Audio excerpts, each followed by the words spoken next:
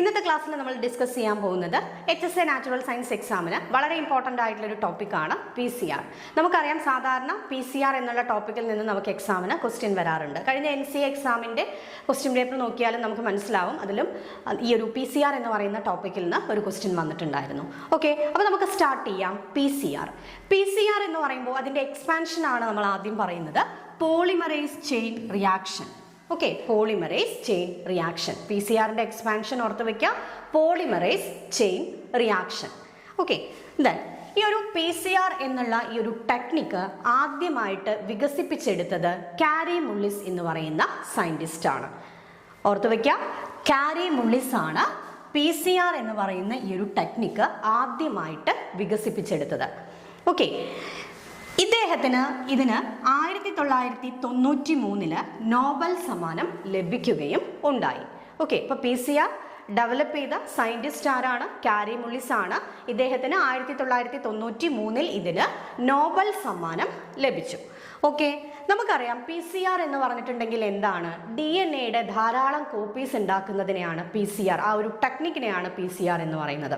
നമുക്കറിയാം, നമുക്ക് ആവശ്യമായിട്ടുള്ള എന്തെങ്കിലും ഡോക്യുമെന്റ്സ് ഒക്കെ ആണെങ്കിൽ നമ്മൾ അതിൻ്റെ കോപ്പീസ് എടുക്കാറുണ്ട് അല്ലേ? അപ്പോൾ അതുപോലെ തന്നെ DNA ഒരു ചെറിയ ഫ്രാഗ്മെന്റിൽ നിന്നും അല്ലെങ്കിൽ DNA ഒരു ചെറിയ ഒരു സ്ട്രാൻഡ് നമുക്ക് കിട്ടിക്കഴിഞ്ഞാൽ അതിൽ നിന്നും മില്യൺസ് ഓഫ് കോപ്പീസ് നമുക്ക് ഉണ്ടാക്കിയെടുക്കാനായിട്ട് സാധിക്കും. ഓക്കെ, ഇപ്പോൾ എന്തെങ്കിലും ഒരു ക്രൈമൊക്കെ നടന്നു എന്ന് വിചാരിക്കുക. അപ്പോൾ അവിടെ നിന്ന് DNA ഒരു ചെറിയൊരു സ്ട്രാൻഡ് മാത്രമാണ് കിട്ടിയെന്ന് വിചാരിക്കുക. അതിൽ നിന്നും കൂടുതൽ പരീക്ഷണങ്ങളൊക്കെ നടത്താനായിട്ട് ആ ഒരു ചെറിയ പീസ് മാത്രം മതിയാവില്ല. ഓക്കെ, അപ്പോൾ അതിൻ്റെ ധാരാളം കോപ്പീസ് ഉണ്ടാക്കിയെടുക്കാനായിട്ട് നമുക്ക് എന്തുകൊണ്ട് കഴിയും? ഈ ഒരു PCR എന്ന് പറയുന്ന ടെക്നിക്ക് ഉപയോഗിച്ചുകൊണ്ട് DNA മില്യൺസ് ഓഫ് കോപ്പീസ് നമുക്ക് ഉണ്ടാക്കിയെടുക്കാനായിട്ട് സാധിക്കും. ഓക്കെ, അപ്പോൾ ഈ ഒരു ടെക്നിക്കിനെയാണ് പോളിമറൈസ് ചെയിൻ റിയാക്ഷൻ എന്നുള്ളത് കൊണ്ട് ഉദ്ദേശിക്കുന്നത്. PCR ചെയ്യാനായിട്ട് എന്തൊക്കെ കാര്യങ്ങളാണ് ആവശ്യം? ഓക്കെ, നോക്കാം. ആദ്യം പറയുന്നത് തെർമോസൈക്ലർ ആവശ്യമാണ്. എന്താ ഈ തെർമോസൈക്ലർ എന്ന് പറഞ്ഞാൽ? ഇതിനകത്ത് ടെമ്പറേച്ചർ, ഹൈ ഡിഗ്രി ടെമ്പറേച്ചർ, ഏകദേശം ഒരു 100 ഡിഗ്രി സെൽഷ്യസ് ഒക്കെ അതിനകത്ത് സെറ്റ് ചെയ്യാനായിട്ട് പറ്റും. ഓക്കെ, കാരണം PCR എന്ന് പറയുന്ന ഈ ഒരു ടെക്നിക്കിൽ പ്രധാനമായിട്ടും 3 സ്റ്റെപ്പുകളുണ്ട്. അതിനെക്കുറിച്ചൊക്കെ നമ്മൾ ഡീറ്റെയിൽ ആയിട്ട് ഡിസ്കസ് ചെയ്യും. ഈ സ്റ്റെപ്പുകളൊക്കെ നടക്കുന്നതിന് വേണ്ടിയിട്ട് ഹൈ ടെമ്പറേച്ചർ ആവശ്യമാണ്. പക്ഷേ എല്ലായ്പ്പോഴും ഒരേ ടെമ്പറേച്ചർ അല്ല ഇതിന് വേണ്ടത്. ഒരിക്കൽ കൂടി പറയാം, PCR നടത്തുന്നതിനായിട്ട് യൂസ് ചെയ്യുന്ന ആ ഒരു ചെറിയ ഒരു മെഷീൻ പോലെയുള്ള ചെറിയ പോർട്ടബിൾ ആയിട്ടുള്ള ഒരു മെഷീനാണ്. ഇതിനെയാണ് നമ്മൾ എന്ത് പറയുന്നത്? തെർമോസൈക്ലർ എന്നുള്ളത് കൊണ്ട് ഉദ്ദേശിക്കുന്നത്. ഓക്കെ, തെർമോസൈക്ലർ. അപ്പോൾ തെർമോസൈക്ലർ എന്ന് പറയുമ്പോൾ തന്നെ ആ പേരിൽ തന്നെ ഉണ്ട് അല്ലേ, ടെമ്പറേച്ചർ, ഹൈ ടെമ്പറേച്ചർ അതിൽ സെറ്റ് ചെയ്യാനായിട്ട് പറ്റും. PCR നടത്തുന്നത് 3 ഘട്ടങ്ങളിലൂടെയാണ് അല്ലെങ്കിൽ 3 സ്റ്റെപ്പുകളിലൂടെയാണ് PCR നടത്തുന്നത്. ഈ 3 സ്റ്റെപ്പിനും ഒരേ ടെമ്പറേച്ചർ അല്ല ആവശ്യം, പല ടെമ്പറേച്ചറാണ് അതിന് ആവശ്യമായിട്ടുള്ളത്. അപ്പോൾ അതൊക്കെ നമുക്കിതിൽ സെറ്റ് ചെയ്യാനായിട്ട് സാധിക്കും. അപ്പോൾ ഇതിന് PCR നടത്താനായിട്ട് ആവശ്യമുള്ള കാര്യങ്ങളിൽ ഏറ്റവും ആദ്യം നമ്മൾ പറഞ്ഞത് എന്താണ്? തെർമോസൈക്ലർ ആണ്. തെർമോസൈക്ലർ എന്ന് പറയുമ്പോൾ ഇതിൽ ഏകദേശം 100 ഡിഗ്രി സെൽഷ്യസ് വരെയൊക്കെ നമുക്ക് സെറ്റ് ചെയ്യാനായിട്ട് സാധിക്കുന്നു. അടുത്തത് DNA സാമ്പിൾ ആണ്. ശരിയല്ലേ? നമുക്ക് സാമ്പിൾ വേണ്ടേ? സാമ്പിൾ, ഒരു ചെറിയ സാമ്പിൾ അല്ലെങ്കിൽ DNA ചെറിയൊരു സ്ട്രാൻഡ് നമുക്ക് കിട്ടിക്കഴിഞ്ഞാൽ അതിൽ നിന്നാണ് നമ്മൾ ബാക്കിയുള്ള അതിൻ്റെ കോപ്പീസ്, ധാരാളം DNA കോപ്പീസ് നമ്മൾ ഉണ്ടാക്കിയെടുക്കുന്നത്. ഓക്കെ, അപ്പോൾ ഈ DNA നമുക്ക് ആവശ്യമായിട്ടുള്ള ജീൻ ഓഫ് ഇൻട്രസ്റ്റ് ഉണ്ടായിരിക്കും അല്ലേ? അപ്പോൾ അത് ഉണ്ടാക്കിയെടുക്കുന്നതിന് വേണ്ടിയാണ് നമ്മൾ എന്ത് ചെയ്യുന്നത്? ഈ DNA കോപ്പീസ് ഇങ്ങനെ ധാരാളമായിട്ട് ഉണ്ടാക്കിയെടുക്കുന്നത്. ഓക്കെ അല്ലേ? അപ്പോൾ ഇങ്ങനെ ഒരു DNA സാമ്പിൾ കിട്ടിക്കഴിഞ്ഞാൽ ഈ 3 സ്റ്റെപ്പുകളിലൂടെ, 3 സ്റ്റെപ്പുകൾ എന്ന് പറയുമ്പോൾ PCRന് പ്രധാനമായിട്ടും 3 സ്റ്റെപ്പുകളുണ്ട്. അതൊക്കെ നമ്മൾ ഡിസ്കസ് ചെയ്യും. ഈ ഒരു 3 സ്റ്റെപ്പുകളിലൂടെ നമുക്ക് എന്ത് ചെയ്യാനായിട്ട് സാധിക്കും? ഇതിൻ്റെ ഒരുപാട് കോപ്പീസ് ഉണ്ടാക്കിയെടുക്കാനായിട്ട് സാധിക്കും. ഓക്കെ, അപ്പോൾ DNA സാമ്പിൾ വേണം. ദെൻ DNA സാമ്പിൾ എന്ന് ഉദ്ദേശിക്കുന്നത് കംപ്ലീറ്റ് ആയിട്ടുള്ളൊരു DNA ഒന്നും വേണമെന്നില്ല, DNA ചെറിയൊരു സ്ട്രാൻഡ് മാത്രം മതി. ഓക്കെ, ഇനി അടുത്തത് ഏതാണ്? പ്രൈമറുകൾ ആവശ്യമാണ്. 2 പ്രൈമറുകൾ ആവശ്യമാണ്. ഓക്കെ, 2 പ്രൈമറുകൾ ആവശ്യമാണ്. ദെൻ രാസാഗ്നി, വളരെ ഇമ്പോർട്ടൻ്റ് ആയിട്ടുള്ള ഒരു ക്വസ്റ്റ്യൻ ആണിത് കേട്ടോ. രാസാഗ്നി, PCRൽ ഉപയോഗിക്കുന്ന രാസാഗ്നിയാണ് ടാക് പോളിമറേസ് എന്ന് പറയുന്ന രാസാഗ്നി. ശരിയല്ലേ? നമുക്കറിയാം DNA കോപ്പീസ് ഉണ്ടാക്കിയെടുക്കാനായിട്ട് എൻസൈം ആവശ്യമാണെന്ന് നമുക്കറിയാം. ഓക്കെ, ഇപ്പം നമ്മുടെ ശരീരത്തിനകത്ത് വെച്ചാണെങ്കിൽ ഇത് നമ്മൾ ലബോറട്ടറിയിലല്ലേ ചെയ്യുന്നത്, PCR നമ്മൾ ലബോറട്ടറിയിലാണ് ഇത് ചെയ്യുന്നത് അല്ലെ, ഇൻവിട്രോ ആയിട്ടാണ് ഇത് ചെയ്യുന്നത്. ഓക്കെ, പക്ഷെ നമ്മുടെ ശരീരത്തിനകത്ത് ഇതുപോലെ DNA കോപ്പീസ് ഉണ്ടാവുന്നില്ലേ? ഇതിന് നമുക്കറിയാം, ഇതിന് ആവശ്യമായിട്ടുള്ള രാസാഗ്നി അല്ലെങ്കിൽ എൻസൈം എന്ന് പറയുന്നത് ഏതാണ്? DNA ഡിപ്പെൻഡന്റ് DNA പോളിമറൈസ് ആണ്. Okay, DNA dependent DNA polymerase എന്ന് പറയുന്ന രാസാഗ്നിയാണ് നമ്മുടെ ശരീരത്തിനകത്ത് വെച്ച് DNA കോപ്പീസ് ഉണ്ടാക്കാനായിട്ട് സഹായിക്കുന്നത് അല്ലേ. നമുക്കറിയാം DNA നിന്ന് തന്നെയാണ് DNA കോപ്പീസ് ഉണ്ടാവുന്നത്. ഈ ഒരു പ്രോസസ്സിനെ നമുക്ക് എന്ത് പറയാം? റെപ്ലിക്കേഷൻ എന്ന് പറയാം, DNA ഇരട്ടിക്കൽ എന്ന് പറയാം, നമ്മുടെ ശരീരത്തിൻ്റെ ഉള്ളിലാണെങ്കിൽ. പക്ഷെ ഇവിടെ എങ്ങനെയാണ്? ഇവിടെ നമ്മൾ ശരീരത്തിൻ്റെ പുറമേന്ന് കിട്ടിയ ഒരു DNA സ്ട്രാൻഡാണ് അല്ലേ. സാധാരണയായിട്ട് പല ക്രിമിനൽ കേസുകളോ അങ്ങനെയുള്ള കാര്യങ്ങളോ ഒക്കെ തെളിയിക്കുന്നതിന് വേണ്ടിയൊക്കെ PCR ചെയ്യാറുണ്ട് എന്ന് നമുക്കറിയാം. അപ്പോൾ പുറമേന്നൊരു DNA സ്ട്രാൻഡിനെ അതിൻ്റെ കോപ്പീസ് നമുക്ക് ഇൻവിട്രോ ആയിട്ട്, അതായത് ലാബിനകത്ത് വെച്ച് നമുക്ക് DNA ധാരാളം കോപ്പീസ് ഉണ്ടാക്കിയെടുക്കാനായിട്ട് സാധിക്കും PCR അല്ലേ. അപ്പോൾ ഇതിനു വേണ്ടി നമുക്കിവിടെ ഈ ഒരു DNA ഡിപ്പെൻഡന്റ് DNA പോളിമറൈസ് എന്ന് പറയുന്ന രാസാഗ്നി നമ്മുടെ ശരീരത്തിൻ്റെ ഉള്ളിലുള്ള രാസാഗ്നിയാണ് അല്ലേ. ഇത് നമുക്കിതിൽ ഉപയോഗിക്കാൻ പറ്റില്ല. കാരണം എന്താ? ഈ ഒരു DNA ഡിപ്പെൻഡന്റ് DNA പോളിമറൈസ് എന്ന് പറയുന്ന DNA റെപ്ലിക്കേഷന് നമ്മുടെ ശരീരത്തിനകത്ത് ഉള്ള എൻസൈം PCR നമുക്ക് ഉപയോഗിക്കാൻ പറ്റില്ല. കാരണം എന്താണ്? PCR ഹൈ ടെമ്പറേച്ചറാണ് ഉള്ളത് അല്ലേ. അപ്പോൾ ഈ ഒരു ഹൈ ടെമ്പറേച്ചറിൽ ഈ എൻസൈം ഉപയോഗിച്ച് കഴിഞ്ഞാൽ ഈ എൻസൈം എന്താവും? ഇതിന് പ്രവർത്തിക്കാൻ സാധിക്കില്ല, നശിച്ചു പോവും. Okay, DNA dependent DNA polymerase എന്ന് പറയുന്നത് നമ്മുടെ ശരീരത്തിനകത്ത് ഏകദേശം 37 ഡിഗ്രി സെൽഷ്യസ് അത്രേ അതിന് പറ്റൂ. ഓക്കെ, ആ ഒരു ഡിഗ്രി സെൽഷ്യസിൽ നമുക്കറിയാം രാസാഗ്നികളൊക്കെ പ്രവർത്തനക്ഷമമാവുന്നത് ഒരു ഒപ്റ്റിമം ടെമ്പറേച്ചറിലാണ്. അപ്പം നമ്മുടെ ശരീരത്തിനകത്തുള്ള രാസാഗ്നി എന്ന് പറയുമ്പോൾ ഈ ഒരു DNA ഡിപ്പെൻഡന്റ് DNA പോളിമറൈസ് എന്ന് പറയുന്ന ഈ ഒരു രാസാഗ്നി അതിൻ്റെ ഒപ്റ്റിമം ടെമ്പറേച്ചർ വരുന്നത് 37 ഡിഗ്രി സെൽഷ്യസ് ആണ്. ഓക്കെ, നമ്മുടെ ശരീരത്തിൻ്റെ ഉള്ളിൽ DNA കോപ്പീസ് ശരീരത്തിൻ്റെ അകത്ത് വെച്ച് ഉണ്ടാവണമെങ്കിൽ ഈ രാസാഗ്നി ഹെൽപ്പ് ചെയ്യുന്നുണ്ട്. കാരണം എന്താ? ഇത് നമ്മുടെ ശരീരത്തിലുള്ള ടെമ്പറേച്ചർ എന്ന് പറയുന്നത് 37 ഡിഗ്രി സെൽഷ്യസ് ആണ്. അത് അതിന് പ്രവർത്തിക്കാൻ പറ്റുന്ന ഒരു താപനിലയാണ്. അതുകൊണ്ട് തന്നെ ഈ ഒരു രാസാഗ്നി ശരീരത്തിൻ്റെ ഉള്ളിൽ വെച്ചുള്ള DNA റെപ്ലിക്കേഷന് വേണ്ടി ഹെൽപ്പ് ചെയ്യുന്നുണ്ട്. പക്ഷേ ഇവിടെ PCR കേസിൽ ഹൈ ടെമ്പറേച്ചർ ആണുള്ളത് അല്ലേ. നമ്മൾ നേരത്തെ പറഞ്ഞു തെർമോസൈക്ലറിൻ്റെ അകത്ത് ഏകദേശം 100 ഡിഗ്രി സെൽഷ്യസ് വരെയുള്ള ടെമ്പറേച്ചർ ആണുള്ളത്. അപ്പോൾ ഇതുമായിട്ട് അഡ്ജസ്റ്റ് ചെയ്ത് പോകാൻ ആർക്ക് പറ്റില്ല? DNA ഡിപ്പെൻഡന്റ് DNA പോളിമറൈസിന് സാധിക്കില്ല, അത് നശിച്ചു പോകും. അപ്പോൾ ഈ ഒരു കേസിൽ നമ്മൾ എന്ത് ചെയ്യും? വേറൊരു ജീവിയുടെ ശരീരത്തിൽ നിന്നുള്ള എൻസൈം നമ്മൾ എടുക്കും. വേറൊരു ജീവി എന്ന് പറയുമ്പോൾ ഏതെങ്കിലും ഒരു ജീവി ആയാൽ പോരാ, നല്ല ഹൈ ടെമ്പറേച്ചറിൽ സർവൈവ് ചെയ്യാൻ പറ്റുന്ന ഒരു ജീവിയുടെ ശരീരത്തിൽ നിന്നുള്ള രാസാഗ്നി നമ്മൾ ഇതിനു വേണ്ടി എടുക്കുന്നു.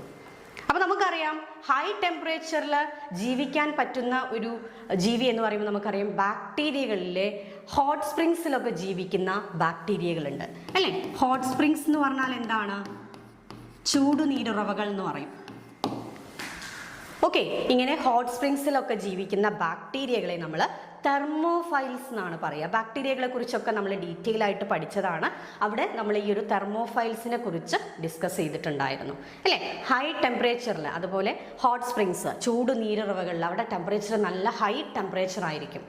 അപ്പോൾ ഈ ടെമ്പറേച്ചറിൽ ജീവിക്കാൻ പറ്റുന്ന ബാക്ടീരിയകളാണ് ആര്? തെർമോഫൈൽസ് എന്ന് പറയുന്നത്.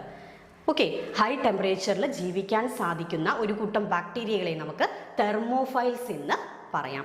അപ്പോൾ ഈ തെർമോഫൈൽസിൽ വരുന്ന ഒരു ബാക്ടീരിയയാണ് തെർമസ് അക്വാട്ടിക്കസ് എന്ന് പറയുന്നത്. ക്ലിയർ അല്ലേ?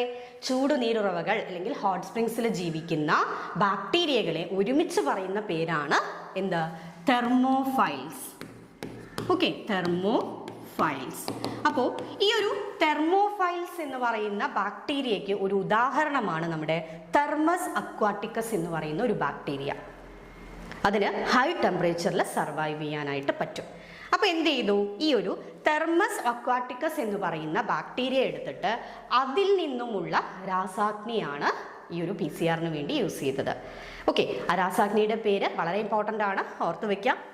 Tak polymerase. Okay, Taq polymerase എന്ന് പറയുന്ന രാസാഗ്നി.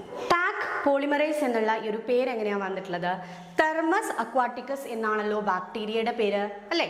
അപ്പോൾ അതിൽ തെർമസ് എന്നുള്ളതിലത്തെ T എടുത്തു, ദെൻ അതായത് ജീനസ് നെയിമിലെ ഫസ്റ്റ് ലെറ്റർ ടി അല്ലേ. ഈ ഒരു ബാക്ടീരിയയുടെ ജീനസ് നെയിമാണ് ആദ്യം എഴുതിയിട്ടുള്ളത്, അടുത്തത് സ്പീഷ്യസ് നെയിമാണ്.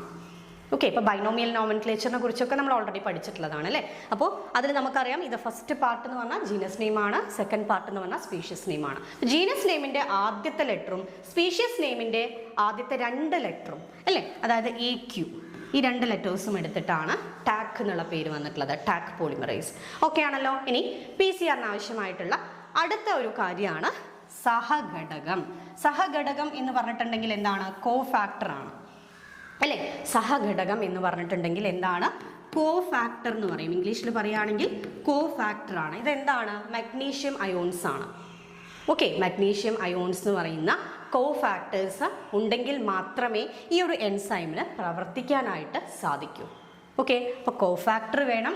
അടുത്തതായിട്ട് ഈ ഒരു PCR ആവശ്യമായിട്ടുള്ള കാര്യമാണ് ഡിയോക്സി ന്യൂക്ലിയോടൈഡ് ട്രൈഫോസ്ഫേറ്റ്. എന്താണ്? Deoxy nucleotide triphosphate. ഓക്കെ, അപ്പോൾ ഈ ഒരു ഡിയോക്സി ന്യൂക്ലിയോടൈഡ് ട്രൈഫോസ്ഫേറ്റ് എന്ന് പറയുമ്പോൾ ഇതിൻ്റെ 4 ടൈപ്പ് നമുക്കിതിന് PCR വേണ്ടി ആവശ്യമാണ്.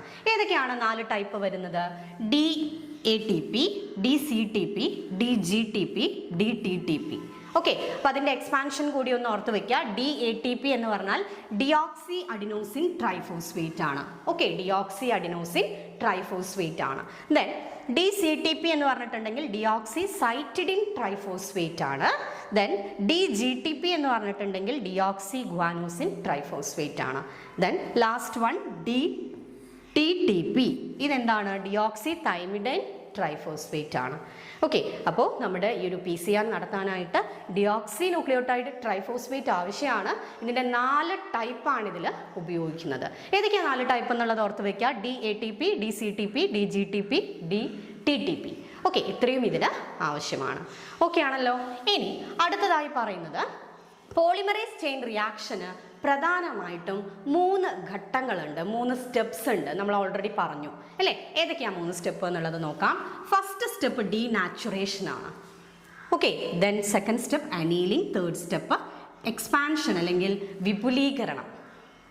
ഓക്കെ, അപ്പോൾ 3 സ്റ്റെപ്പാണ് നമ്മുടെ പോളിമറൈസ് ചെയിൻ റിയാക്ഷൻ ഉള്ളത്. ഫസ്റ്റ് സ്റ്റെപ്പ് ഡീനാച്ചുറേഷൻ, അനീലിംഗ് ആണ് അടുത്ത സ്റ്റെപ്പ് വരുന്നത്. ദെൻ വിപുലീകരണമാണ് മൂന്നാമത്തെ സ്റ്റെപ്പ് വരുന്നത്. ഓക്കെ ആണല്ലോ. ഇനി ഓരോ സ്റ്റെപ്പായിട്ട് നമുക്ക് നോക്കാം. ആദ്യത്തെ സ്റ്റെപ്പ് പറയുന്നത് ഡീനാച്ചുറേഷൻ ആണ്. ഈ ഒരു ഡീനാച്ചുറേഷൻ നടക്കുന്നതിനായിട്ട് ഏകദേശം 95 ഡിഗ്രി സെൽഷ്യസ് ആവശ്യമാണ്. ഓക്കെ, 95 ഡിഗ്രി സെൽഷ്യസിലാണ് ഡീനാച്ചുറേഷൻ നടക്കുന്നത്.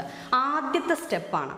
ഓക്കെ, നമ്മൾ നേരത്തെ പറഞ്ഞ തെർമോസൈക്ലറിൽ വെച്ചിട്ടാണ് ഈ 3 സ്റ്റെപ്പും നടക്കുന്നത് അല്ലേ. അതിൽ ആദ്യത്തെ സ്റ്റെപ്പ് ഡീനാച്ചുറേഷൻ നടക്കുമ്പോൾ തെർമോസൈക്ലറിനകത്തുള്ള ടെമ്പറേച്ചർ എന്ന് പറയുന്നത് 95 ഡിഗ്രി സെൽഷ്യസ് ആയിരിക്കും. ഓക്കെ, 95 ഡിഗ്രി സെൽഷ്യസിൽ 20 മുതൽ 30 സെക്കൻഡ് വരെയാണ് ആദ്യത്തെ സ്റ്റെപ്പ് നടക്കുക. 20 മുതൽ 30 സെക്കൻഡ് വരെയാണ് ആദ്യത്തെ സ്റ്റെപ്പ് നടക്കുന്നത്. 95 ഡിഗ്രി സെൽഷ്യസിൽ 20 മുതൽ 30 സെക്കൻഡ് വരെയാണ് ഡീനാച്ചുറേഷൻ എന്ന് പറയുന്ന ഫസ്റ്റ് സ്റ്റെപ്പ് നടക്കുന്നത്. PCRലെ ആദ്യത്തെ ഘട്ടമാണ് denaturation. Then double standard DNA sample വേർതിരിക്കുന്നതിന് ഡീനാച്ചുറേഷൻ ആവശ്യമാണ്. എന്താ ഡീനാച്ചുറേഷൻ എന്ന് പറഞ്ഞാൽ? നമുക്കറിയാം നമ്മുടെ DNAയുടെ സ്ട്രക്ചർ എന്ന് പറയുമ്പോൾ അതിന് 2 സ്ട്രാൻഡ് ഉണ്ടായിരിക്കും അല്ലേ. DNAയുടെ സ്ട്രക്ചർ എന്ന് പറയുമ്പോൾ നമുക്കറിയാം അതിന് 2 സ്ട്രാൻഡ്, ഇതുപോലെ 2 സ്ട്രാൻഡ് ഉണ്ടായിരിക്കും അല്ലേ. അപ്പോൾ നമുക്കതിനെ ഇങ്ങനെ വരയ്ക്കാം. DNAയുടെ സ്ട്രാൻഡിനെ നമുക്ക് ഇങ്ങനെ വരയ്ക്കാം. ഓക്കെ, DNAയുടെ സ്ട്രാൻഡ് 2 സ്ട്രാൻഡുകൾ. ഓക്കെ, അതിൽ നമുക്കറിയാം ഒരു സ്ട്രാൻഡ് 5' എൻഡിൽ സ്റ്റാർട്ട് ചെയ്ത് 3' എൻഡിൽ അവസാനിക്കുന്നു. ദെൻ തൊട്ടടുത്ത കോംപ്ലിമെൻ്ററി സ്ട്രാൻഡ് 3' എൻഡിൽ സ്റ്റാർട്ട് ചെയ്ത് 5' എൻഡിൽ അവസാനിക്കുന്നു അല്ലേ. ഇതിനിടയിലൊക്കെ ആയിട്ട് എന്തുണ്ടായിരിക്കും? ഹൈഡ്രജൻ ബോണ്ടുകൾ ഉണ്ടായിരിക്കും. ഇതിനിടയിലായിട്ട് എന്തുണ്ട്? ഹൈഡ്രജൻ ബോണ്ടുകൾ ഉണ്ടായിരിക്കും എന്നുള്ള കാര്യം നമുക്കറിയാം. ഓക്കെ, അപ്പോൾ നമ്മളിവിടെ പറഞ്ഞു ഡബിൾ സ്റ്റാൻഡേർഡ് DNA സാമ്പിൾ വേർതിരിക്കുന്നതിന് ഡീനാച്ചുറേഷൻ ആവശ്യമാണ്. ഓക്കെ, അതായത് ഇങ്ങനെയുള്ള ഡബിൾ സ്റ്റാൻഡേർഡ് ആയിട്ടുള്ള DNAനെ അതിനെ വേർതിരിച്ചെടുക്കും. ഇതിന് എന്താവശ്യമാണ്? ഡീനാച്ചുറേഷൻ എന്ന് പറയുന്ന ഈ ഒരു സ്റ്റെപ്പ് ആവശ്യമാണ്. ഇത് ബേസ് ജോഡികൾക്കിടയിലുള്ള ഹൈഡ്രജൻ ബോണ്ടുകളെ തകർക്കുന്നു. എന്താ സംഭവിക്കുന്നത്? ഇവിടെ നോക്കൂ, ഇവിടെ ഹൈഡ്രജൻ ബോണ്ടുകളാണല്ലോ ഇവിടെ ഉള്ളത്. ഇവിടെ ഹൈഡ്രജൻ ബോണ്ടുകൾ തമ്മിൽ ബ്രേക്ക് ആയപ്പോൾ 2 DNA സ്ട്രാൻഡുകൾ നമുക്ക് കിട്ടി അല്ലേ. 2 DNA സ്ട്രാൻഡുകൾ നമുക്ക് കിട്ടി. അപ്പോൾ ഈ ഒരു ഡീനാച്ചുറേഷൻ എന്ന് പറയുന്നത് ശരിക്കും ചെയ്യുന്നത് ഈ ഒരു സ്ട്രാൻഡുകളെ 2 സ്ട്രാൻഡുകളെയും തമ്മിൽ വേർതിരിച്ച് അല്ലേ അതിനെ രണ്ട് വ്യത്യസ്ത സ്ട്രാൻഡുകളാക്കി മാറ്റുകയാണ് ഇവിടെ ചെയ്യുന്നത്. ഓക്കെ, ഡീനാച്ചുറേഷൻ DNA ഒറ്റ സ്ട്രാൻഡുകളുടെ രൂപീകരണത്തിലേക്ക് നയിക്കുന്നു. ഓക്കെ ആണല്ലോ. ഡീനാച്ചുറേഷൻ എന്ന് പറഞ്ഞാൽ ഇത്രയേ ഉള്ളൂ. ഇതിൻ്റെ ഇടയിലുള്ള ഹൈഡ്രജൻ ബോണ്ടുകൾ തമ്മിൽ അകന്ന് അല്ലെങ്കിൽ ഹൈഡ്രജൻ ബോണ്ടുകളെ ബ്രേക്ക് ചെയ്തിട്ട് രണ്ട് സ്ട്രാൻഡായിട്ട് മാറുന്നു. ഇതാണ് ഡീനാച്ചുറേഷൻ. ഓക്കെ ആണല്ലോ. ഇനി അടുത്ത സ്റ്റെപ്പ് നോക്കാം. അനീലിംഗ് ആണ് അടുത്ത സ്റ്റെപ്പാണ്. അനീലിംഗ്. അനീലിംഗ് എന്ന് പറയുന്ന സ്റ്റെപ്പിൽ എന്താ നടക്കുന്നതെന്ന് നോക്കാം. അനീലിംഗ് ഇത് PCR രണ്ടാമത്തെ ഘട്ടമാണ്. പ്രൈമറിൻ്റെ അനീലിംഗ് ആണ് ഇതിൽ നടക്കുന്നത്. ഓക്കെ, അതായത് അനീലിംഗ് എന്ന് പറഞ്ഞാൽ എന്താണ് ശരിക്കും അർത്ഥമാക്കുന്നത്? ജോയിനിങ് അല്ലെങ്കിൽ എന്തിനെങ്കിലും രണ്ടെണ്ണത്തിന് അറ്റാച്ച് ചെയ്യിപ്പിക്കുക അല്ലെങ്കിൽ ജോയിൻ ചെയ്യിപ്പിക്കുക എന്നുള്ളതാണ് ഇതിൻ്റെ മീനിങ് വരുന്നത്. നോക്കാം നമുക്ക്. ഇവിടെ പ്രവർത്തന താപനില കുറയാണ് ചെയ്യുന്നത്. 95 ഡിഗ്രി സെൽഷ്യസ് ഉണ്ടായിരുന്ന ആദ്യത്തെ ഘട്ടത്തിലെ താപനില കുറഞ്ഞ് ഇവിടെ ഏകദേശം 50 മുതൽ 70 ഡിഗ്രി സെൽഷ്യസ് വരെ ആയിരിക്കും താപനില വരുന്നത്. ഓക്കെ, ഈ ഒരു 50 to 70 ഡിഗ്രി സെൽഷ്യസിലാണ് എന്ത് നടക്കുന്നത്? അനീലിംഗ് എന്ന് പറയുന്ന ഈ ഒരു പ്രോസസ്സ് നടക്കുന്നത്. തുടർന്ന് DNA ടെംപ്ലേറ്റിലേക്ക് പ്രൈമർ ബന്ധിപ്പിക്കുകയും DNA സിന്തസിസ് ആരംഭിക്കുകയും ചെയ്യുന്നു. അതായത് രണ്ടാമത്തെ ഈ ഒരു ഘട്ടമായ അനീലിംഗ് എന്ന് പറഞ്ഞാൽ ജോയിനിങ് അല്ലെങ്കിൽ അറ്റാച്ച് ചെയ്യുക എന്നുള്ളൊരു മീനിങ് ആണ് ഇതിന് വരുന്നത്. ഓക്കെ, അപ്പോൾ ഈ ഒരു സ്റ്റെപ്പിൽ എന്താ നടക്കുന്നത് എന്നുള്ളത് നമുക്ക് നോക്കാം. അതായത് നമ്മൾ നേരത്തെ നമുക്ക് രണ്ട് സ്ട്രാൻഡായിട്ട് കിട്ടിയല്ലോ.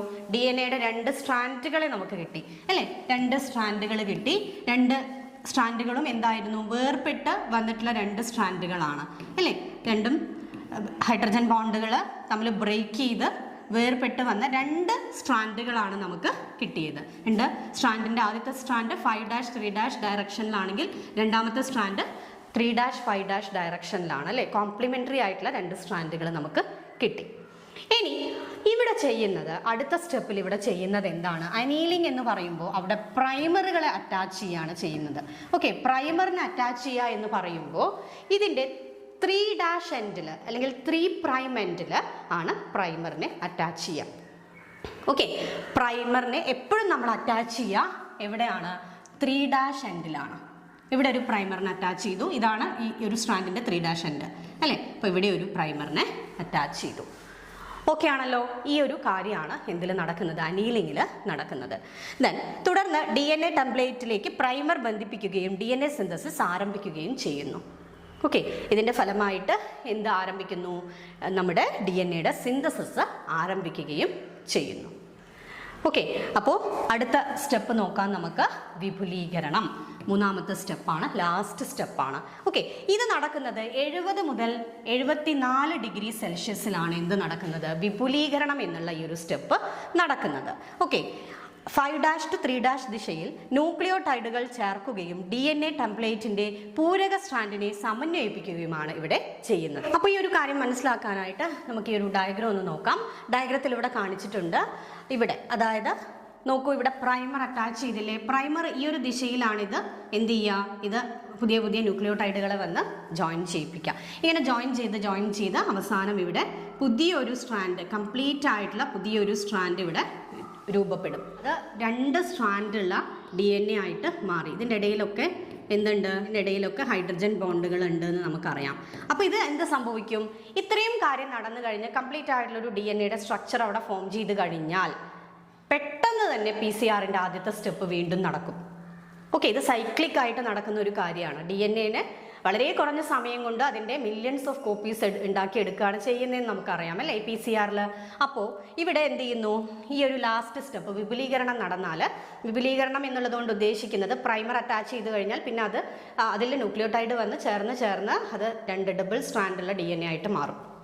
ഓക്കെ, അപ്പോൾ നമുക്കിവിടെ ഡബിൾ സ്ട്രാൻഡുള്ള രണ്ട് DNA കിട്ടിയില്ലേ? അതിനെ വീണ്ടും ഫസ്റ്റ് സ്റ്റെപ്പ് നടക്കുക. ഫസ്റ്റ് സ്റ്റെപ്പ് എന്ന് പറഞ്ഞാൽ എന്താ? ഡീനാച്ചുറേഷൻ ആണ് അല്ലേ? ഡീനാച്ചുറേഷൻ എന്ന് പറഞ്ഞാൽ ഇതിനിടയിലുള്ള ബോണ്ടുകൾ ബ്രേക്ക് ചെയ്തു. അപ്പോൾ നമുക്ക് ടോട്ടൽ എത്ര സ്ട്രാൻഡ് കിട്ടി? 4 സ്ട്രാൻഡ് കിട്ടും അല്ലേ? ഹൈഡ്രജൻ ബോണ്ടുകൾ, അതിൻ്റെ ഇടയിലുള്ള ഹൈഡ്രജൻ ബോണ്ടുകളൊക്കെ ബ്രേക്ക് ചെയ്തിട്ട് നമുക്ക് ടോട്ടൽ 4 സ്ട്രാൻഡ് നമുക്ക് കിട്ടുന്നുണ്ട്. ഓക്കെ, 4 സ്ട്രാൻഡ് നമുക്ക് അവിടെ ലഭിച്ചു. അപ്പോൾ ഈ ഓരോ സ്ട്രാൻഡിൽ നിന്നും വീണ്ടും അടുത്തത് അനീലിംഗ് നടക്കും അല്ലേ? ഓരോ സ്ട്രാൻഡിലും അനീലിംഗ് നടക്കുന്നു, ദെൻ വിപുലീകരണം നടക്കുന്നു അല്ലേ? ഈ ഒരു സ്റ്റെപ്പ് റിപ്പീറ്റ് ചെയ്ത് നടക്കുന്നു. ധാരാളം DNA കോപ്പീസ് ഉണ്ടാക്കിയെടുക്കാനായിട്ട് ഇത് സഹായകമാകുന്നു. അപ്പോൾ ഇതുപോലെ DNA-യുടെ ധാരാളം കോപ്പീസ് നമുക്ക് PCR എന്നുള്ള ഈ ഒരു ടെക്നിക്ക് ഉപയോഗിച്ചുകൊണ്ട് ചെയ്തെടുക്കാനായിട്ട് സാധിക്കും. HSA നാച്ചുറൽ സയൻസ് എക്സാമിൻ്റെ ഓൺലൈൻ കോച്ചിങ് അവൈലബിൾ ആണ്. ഏറ്റവും കുറഞ്ഞ പേയ്മെൻറ്റിലാണ് നമ്മൾ ഈ ഒരു കോഴ്സ് പ്രൊവൈഡ് ചെയ്യുന്നത്. റെക്കോർഡഡ് വീഡിയോ ക്ലാസ്സുകളും PDF നോട്ട്സും ടെസ്റ്റ് സീരീസും PYQ ഡിസ്കഷൻസും പ്രിന്റഡ് ആയിട്ടുള്ള സ്റ്റഡി മെറ്റീരിയൽസും ഒക്കെ ഈ ഒരു പാക്കേജിൽ അവൈലബിൾ ആണ്. ഏറ്റവും കുറഞ്ഞ പേയ്മെൻറ്റിൽ തന്നെയാണ് നമ്മൾ ഈ ഒരു കോഴ്സ് പ്രൊവൈഡ് ചെയ്യുന്നത്. കഴിഞ്ഞ HSA നാച്ചുറൽ സയൻസിൻ്റെ റാങ്ക് ലിസ്റ്റിൽ നമുക്ക് 62 പേരെ നമുക്ക് ഈ ഒരു റാങ്ക് ലിസ്റ്റിൽ ഉൾപ്പെടുത്താനായിട്ട് സാധിച്ചു. അതേ സ്ട്രാറ്റജിയുമായി തന്നെയാണ് നമുക്ക് പുതിയ ബാച്ചുകൾ ഉള്ളത്. 14ഓളം ബാച്ചുകൾ നമുക്ക് ഓൾറെഡി ഉണ്ട്. അപ്പോൾ പുതിയ ബാച്ച് നമ്മൾ സ്റ്റാർട്ട് ചെയ്യുന്നുണ്ട്. ആ ബാച്ചിലേക്കുള്ള അഡ്മിഷൻ ആരംഭിച്ചിട്ടുണ്ട്. കോഴ്സിൽ ജോയിൻ ചെയ്യാനായിട്ട് നിങ്ങൾക്ക് ഈ സ്ക്രീനിൽ കാണുന്ന മൊബൈൽ നമ്പറിൽ കോൺടാക്ട് ചെയ്യാവുന്നതാണ്. അപ്പോൾ നമുക്കിതിൻ്റെ ബാക്കി കാര്യങ്ങൾ നോക്കാം. നമ്മൾ പറഞ്ഞു ഇവിടെ PCR-നെ കുറിച്ചൊക്കെ പറഞ്ഞു. തുടർച്ചയായിട്ട് ഇതേ കാര്യങ്ങൾ തന്നെ റിപ്പീറ്റ് ചെയ്ത് ഏകദേശം 25 മുതൽ 30 തവണയൊക്കെ ഇത് തന്നെ ആവർത്തിച്ച് നമുക്ക് ലക്ഷക്കണക്കിന് DNA-യുടെ കോപ്പീസ് ഉണ്ടാക്കിയെടുക്കാനായിട്ട് സാധിക്കും. ഇനി ടാഗ് പോളിമറൈസിന് പുറമെ PCR-ൽ ഉപയോഗിക്കുന്ന മറ്റ് 2 രാസാഗ്നികളുണ്ട്. അതിൻ്റെ പേര് കൂടി ഒന്ന് ഓർത്ത് വെക്കാം. ടാഗ് പോളിമറൈസ് ആണ് സാധാരണയായിട്ട് ഉപയോഗിക്കാറുള്ളത്. എങ്കിലും അതിനു പുറമെ ഉപയോഗിക്കുന്ന മറ്റ് 2 ബാക്ടീരിയകൾ, തെർമോഫൈൽസ് ആയിട്ടുള്ള അല്ലെങ്കിൽ ഹൈ ടെമ്പറേച്ചറിൽ ജീവിക്കാൻ കഴിയുന്ന മറ്റ് 2 ബാക്ടീരിയകളുണ്ട്. പൈറോകോക്കസ് ഫ്യൂരിയോസസ്, അതുപോലെ തന്നെ തെർമോകോക്കസ് ലിറ്റോറാലിസ്. ഓക്കെ, ഇതിൽ നിന്നും ഈ 2 ബാക്ടീരിയകളിൽ നിന്നും എടുക്കുന്ന 2 രാസാഗ്നികൾ വേറെയുമുണ്ട് അല്ലേ? PFU പോളിമറൈസും അതുപോലെ TLI പോളിമറൈസും. ഓക്കെ, അപ്പോൾ ഇതും PCR-ൽ ഉപയോഗിക്കാറുണ്ട്. എങ്കിലും കോമൺ ആയിട്ട് യൂസ് ചെയ്യുന്നത് ടാഗ് പോളിമറൈസ് എന്ന് പറയുന്ന രാസാഗ്നി തന്നെയാണ്. ഇത് എടുക്കുന്നത് ടാഗ് പോളിമറൈസ് എന്ന് പറയുന്ന രാസാഗ്നി നമ്മൾ എടുക്കുന്നത് ഏത് സൂക്ഷ്മജീവിയിൽ നിന്നാണ്? തെർമസ് അക്കാട്ടിക്കസ് എന്ന് പറയുന്ന ബാക്ടീരിയയിൽ നിന്നാണ്. ഇനി നമുക്ക് അടുത്തതായിട്ട് നോക്കാനുള്ളത് PCR-ന്റെ ഉപയോഗങ്ങളെ കുറിച്ചാണ്. ഒരുപാട് യൂസ് ഈ ഒരു PCR-ന് ഉണ്ട് എന്ന് നമുക്കറിയാം അല്ലേ? DNA വിരലടയാളം അഥവാ DNA ഫിംഗർ പ്രിന്റിംഗ് എന്ന് പറയും. DNA ഫിംഗർ പ്രിന്റിങ്ങിൽ യൂസ് ചെയ്യാറുണ്ട്. ജീനോ ടൈപ്പിങ്ങിൽ, മരുന്നുകളുടെ പഠനത്തിൽ, അതുപോലെ മരുന്നുകൾ കണ്ടെത്തുന്നതിലും ഒക്കെ ഈ ഒരു PCR ഉപയോഗിക്കാറുണ്ട്. പല രോഗങ്ങൾ നേരത്തെ തന്നെ തിരിച്ചറിയാനായിട്ട്, എയ്ഡ്സ് പോലെയുള്ള പല മാരക രോഗങ്ങളും നേരത്തെ തന്നെ തിരിച്ചറിയാനായിട്ട് ഈ ഒരു PCR എന്ന് പറയുന്ന ടെക്നിക്ക് ഉപയോഗിക്കാറുണ്ട്. രോഗകാരികളെ കണ്ടെത്താനായിട്ട്, അതായത് പാത്തജൻസിനെ കണ്ടെത്താനായിട്ടും ഒക്കെ ഈ ഒരു PCR ഉപയോഗിക്കുന്നുണ്ട്. ജീനോമിക് ക്ലോണിങ്ങിൽ, ഹ്യൂമൻ ജീനോം പ്രൊജക്റ്റിൽ അല്ലേ, HGP ഹ്യൂമൻ ജീനോം പ്രൊജക്റ്റിൽ, ദെൻ ക്യാൻസർ കോശങ്ങളെ കണ്ടെത്തൽ, ഇതിലൊക്കെ നമുക്ക് ഈ ഒരു PCR ഉപയോഗിക്കാനായിട്ട് സാധിക്കും. ഈ അടുത്ത് നടന്ന HSA നാച്ചുറൽ സയൻസിന്റെ NCA നോട്ടിഫിക്കേഷൻ ഉണ്ടായിരുന്നു. അതിന്റെ എക്സാം ഒക്കെ കഴിഞ്ഞു. ആ എക്സാമിൽ ചോദിച്ച ഒരു ഇമ്പോർട്ടൻ്റ് ആയിട്ടുള്ള ഒരു ക്വസ്റ്റ്യൻ ആണ് അടുത്തതായിട്ട് നമ്മൾ നോക്കുന്നത്. PCR-ൽ ടാഗ് പോളിമറൈസുകൾ ഉപയോഗിക്കാനായിട്ടുള്ള കാരണം എന്താണ്? PCR-ൽ ടാഗ് പോളിമറൈസ് ഉപയോഗിക്കാനുള്ള കാരണം എന്താണ്? ഓപ്ഷൻ എ, ഇവ മുറിഞ്ഞ DNA-കളെ കൂട്ടിച്ചേർക്കുന്നു. ഓപ്ഷൻ ബി, ഇവയ്ക്ക് പ്രവർത്തനശേഷി കൂടുതലാണ്. ഓപ്ഷൻ സി, ഇതിന് ഉന്നത ഊഷ്മാവിൽ പ്രവർത്തിക്കാൻ കഴിയും. ഓപ്ഷൻ ഡി, ഇത് സെലക്റ്റീവ് മാർക്കർ ആണ്. ഇതിൻ്റെ കറക്റ്റ് ആൻസർ ഏതാണ്? നമ്മളിപ്പോൾ ഈ ക്ലാസ്സിൽ തന്നെ ഒരുപാട് തവണ റിപ്പീറ്റ് ചെയ്ത് പറഞ്ഞിട്ടുണ്ട് അല്ലേ? അപ്പോൾ അതിൻ്റെ കറക്റ്റ് ആൻസർ നിങ്ങളൊന്ന് താഴെ കമൻറ്റ് ചെയ്യാം. ഓക്കെ, നമ്മൾ ഇന്നത്തെ ഈ ഒരു ക്ലാസ് ഇവിടെ വൈൻഡപ്പ് ചെയ്യുന്നു. അടുത്ത ഒരു വീഡിയോ ക്ലാസ്സുമായി നമുക്ക് ഉടൻ തന്നെ കാണാം. ഈ ഒരു വീഡിയോ നിങ്ങൾക്ക് യൂസ്ഫുൾ ആയിട്ടുണ്ടെങ്കിൽ തീർച്ചയായിട്ടും നിങ്ങളുടെ ഫ്രണ്ട്സിന് ഈ വീഡിയോ ഒന്ന് ഷെയർ ചെയ്യണം. നമ്മുടെ ചാനൽ മറക്കാതെ നിങ്ങളൊന്ന് സബ്സ്ക്രൈബ് ചെയ്യണം. തൊട്ടടുത്തുള്ള ബെല്ലൈക്കൺ എനേബിൾ ചെയ്ത് ഓൾ എന്ന ഓപ്ഷൻ സെലക്ട് ചെയ്ത് കഴിഞ്ഞാൽ പുതിയ വീഡിയോസ് അപ്ലോഡ് ചെയ്യുമ്പോൾ നിങ്ങൾക്ക് നോട്ടിഫിക്കേഷൻസ് ലഭിക്കുന്നതായിരിക്കും. താങ്ക്